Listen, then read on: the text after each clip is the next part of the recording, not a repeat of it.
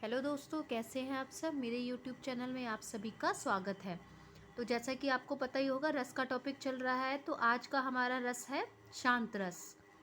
अभी तक आपने मेरा चैनल सब्सक्राइब नहीं किया है तो इसको सब्सक्राइब करें ताकि आने वाली वीडियोस आपसे कोई मिस ना हो। तो चलिए शुरुआत करते हैं शांत रस की परिभाषा से।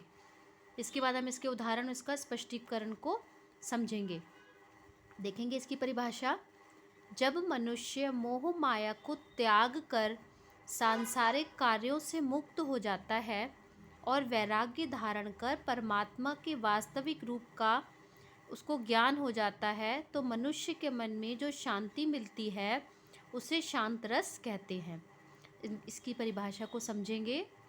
जब किसी इंसान, मनुष्य के अंदर मोह माया, जिसको कहते हैं ना, कोई भी उसके अंदर मोह माया, किसी भी चीज़ को पाने की वो नहीं रहती, जिज्ञासा नहीं रहती, समाप्त हो जाती है। जब वो सब मोह माया को त्याग कर सांसारिक, अपने जो सांसारिक उसके कार्य हैं उससे मुक्त हो जाता है और सब कुछ त्याग कर वैराग्य ध्यान कर परमात्मा के वास्तविक रूप का उसको ज्ञान हो जाता है, तो मनुष्य के मन में जो शांति का भाव होता है उसे ही शांत रस कहते हैं।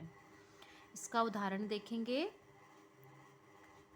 कबीर दास ने बहुत ही सुंदर तरीके से इन अपनी पंक्तियों में शांत रस का उदाहरण प्रस्तुत किया है।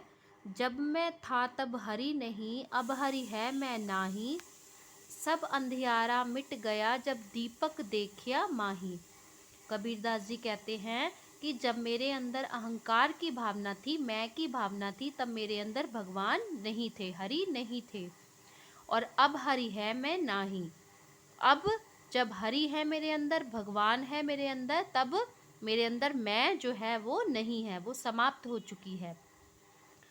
सब अंधियारा मिट गया जब दीपक देखिया माही।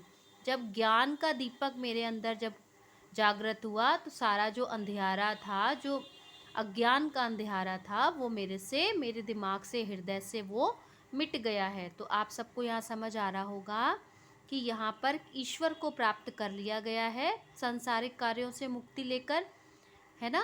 तो यहाँ पर कौन सा रस होगा आपका? शांत रस। स्पष्टीकरण इसका देखेंगे। स्थायी भाव इसका क्या होगा? निर्वेद या वैराग्य। आलम्बन विभाव मृत्यु, रोग, सांसारिक प्रपंच आदि का ज्ञान। उद्दीपन विभाव होगा इसका सत्संग, धार्मिक ग्रंथों का अध्ययन, श्रवण, तीर्थाटन आदि। अनुभाव संयम, स्वार्थ का त्याग, सत्संग करना, गृह त्याग, शास्त्र अध्ययन आदि। संचारी भाव हर्ष, स्मृति, आशा, विश्वास आदि। आशा करती हूँ ये आपको मेरा शांत रस की परिभाषा, इसका उदाहरण, इसका स्पष्टीकरण अच्छे से समझ आया होगा। इसी आशा के साथ धन्यवाद।